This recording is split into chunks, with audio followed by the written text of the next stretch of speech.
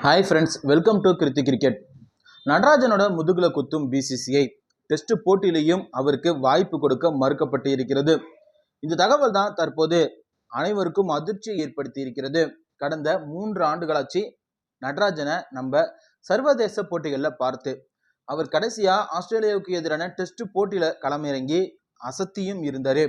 அதற்கு பிறகு ஐபிஎல் போட்டிகளில் களமிறங்கும் போது அவருக்கு அடிக்கடி காயம் ஏற்பட்டதன் காரணமா அவர் இந்திய அணியிலிருந்து ஊரம் கட்டப்பட்டாரு. அவருக்கு தற்போது 33 வயது ஆகிறது. தன்னுடைய திறமைய மீண்டும் மீண்டும் நிரூபித்து கொண்டுதான் இருக்காரு. ஆனா இந்திய அணியில அவருக்கு வாய்ப்பு கொடுக்கப்படல. கடைசியாக நடந்து முடிந்த டிஎன்பிஎல் டோர்னமெண்ட்ல கூட மிக சிறப்பாக பந்து வீசியும் இருந்தாரு. 2024 நடந்த ஐபிஎல் போட்டியிலையும் நடராஜன் மிக சிறப்பாக பந்து வீசி இருந்தாரு. இந்திய அணியில பவுலிங்ல மிகப்பெரிய ஒரு குறையா இருந்து வருவது லெப்ட் ஹேண்டட் பவுலிங் தான். அந்த இதுல நடராஜன் தற்போது நல்ல ஃபார்ம்லையும் நல்ல திறமையாகவும் இருக்காரு. அப்படி இருந்தும் பிசிசிஐ பார்த்தீங்கன்னா இந்திய அணியில நடராஜனை தேர்வு செய்யவே இல்லை. T20 ஒரு நாள் தொடர்ல ஹர்தீப் சிங் தான் லெப்ட் ஹேண்டட் பவுலரா செயல்பட்டு வராரு. அவரையே டெஸ்ட் போட்டிக்கும் கொண்டு செல்ல வேண்டும் என பிசிசிஐ கௌதம் கம்பீர் முடிவெடுத்தும் இருக்காங்க. ஆனால் அதையும் தாண்டி நடராஜன் பார்த்தீங்கன்னா பவுலிங்ல தன்னுடைய திறமையை நிரூபித்து கொண்டு தான் இருக்காரு. அப்படி இருந்தும் அவரை இந்திய அணியில சேர்க்கவே மாட்டேங்கிறாங்க.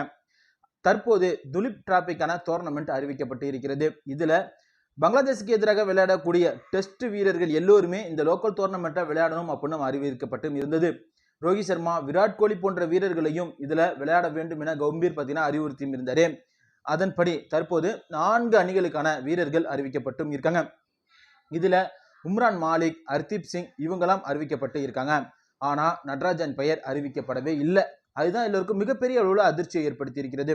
ஒரு சர்வதேச போட்டி அல்லாத ஒரு லோக்கல் டெஸ்ட் டோர்னமெண்ட்ல கூட நடராஜனை சேர்க்கல அப்படிங்கிறது தான் அனைவருக்கும் அதிர்ச்சியை ஏற்படுத்தி இருக்கிறது. ஏன்னா நல்ல ஒரு திறமையான ஒரு பவுலர், டிஎன்பிஎல்ல நல்ல திறமையாக பந்து வீசி குறைந்த ரன்களை மட்டுமே விட்டு கொடுத்து அதிக விக்கெட்டுகளை எடுத்து நல்ல ஃபார்ம்ல இருக்காரு நடராஜன்.